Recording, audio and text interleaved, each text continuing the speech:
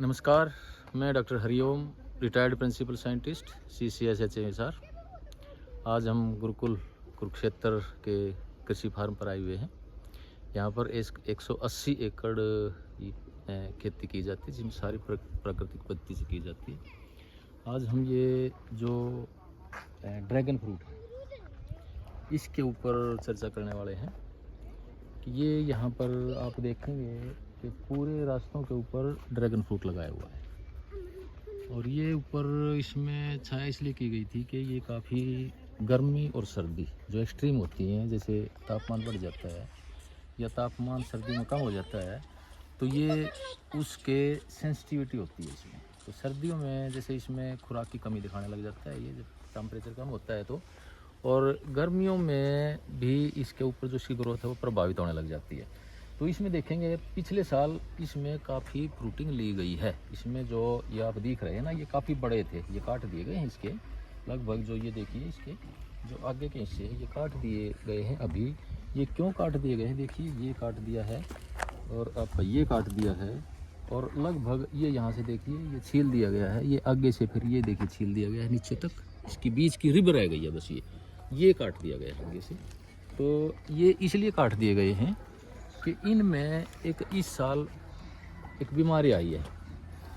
वो बीमारी ये है, आप देखेंगे कि नीचे से और ऊपर से भी जहाँ भी काटा गया था, ये देखिए छीलना शुरू किया था इन्होंने। और ये देखिए ये इसकी बीमारी है। इसमें एक ये लिक्विड सा बन गया है, जैसे गाँव में पस टाइप होता है, ये इसका एक पस की तरह से बन गया है।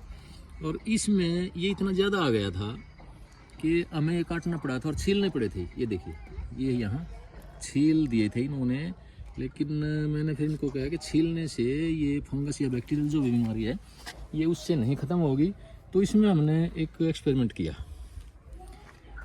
इस एक्सपेरिमेंट में हमने एक एक्सपर्ट से बात करी, किसान से जो गरोंडा में खेती करता है कोई 30 साल से।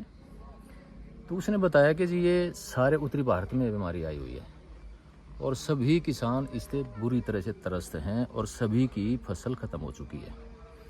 और वो इस पे उसके पास, किसान के पास कई वैरायटी रखता है, वो 20, 30, 40 ऐसी वैरायटी काफ़ी रखता है वो।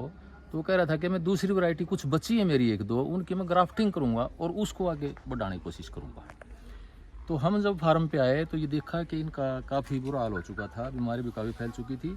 और विदिन 3 डेज ये पूरी तरह से फैलने की काफ़ी आगे तक धीरे धीरे फैल रही थी। ये देखेंगे आप सभी के अंदर ये इस तरह से ये काटनी पड़ी है हमें। मतलब ये काटने से कोई इसका इलाज तो नहीं होने वाला था, लेकिन फिर भी एक कोशिश करी गई कि जहाँ जहाँ ये आए हुए थे उनको काट देते हैं।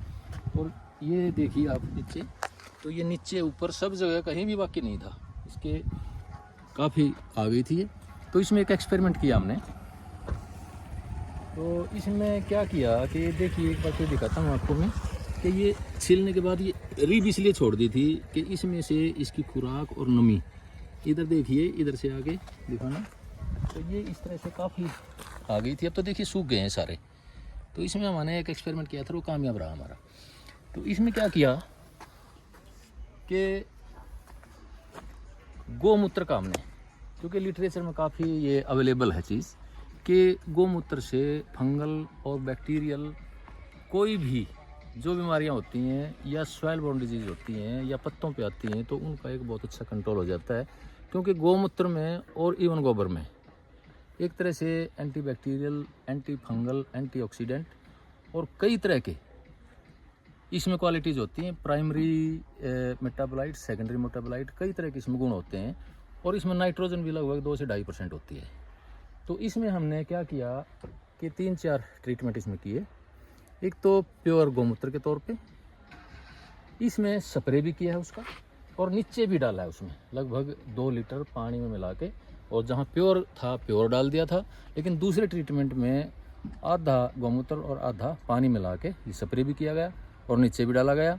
और एक तीसरे ट्रीटमेंट में और किया हमने कि जो गौशाला है गुरुकुल की, वहाँ गड्ढा भरा हुआ है जहाँ पर गोबर गोमूत्र का जो सारा पानी है, जो गौशाला में पानी यूज़ होता है, जो गायें हैं उनको पिलाने के बाद या जो वेस्टेज होती है उनको नहलाने के बाद जो भी पानी होता है, तो वो वहाँ वेस्टेज के तौर पे इकट्ठा हो जाता है। एक बहुत बड़ा गड्ढा उसमें बना हुआ है, टैंक बना हुआ है।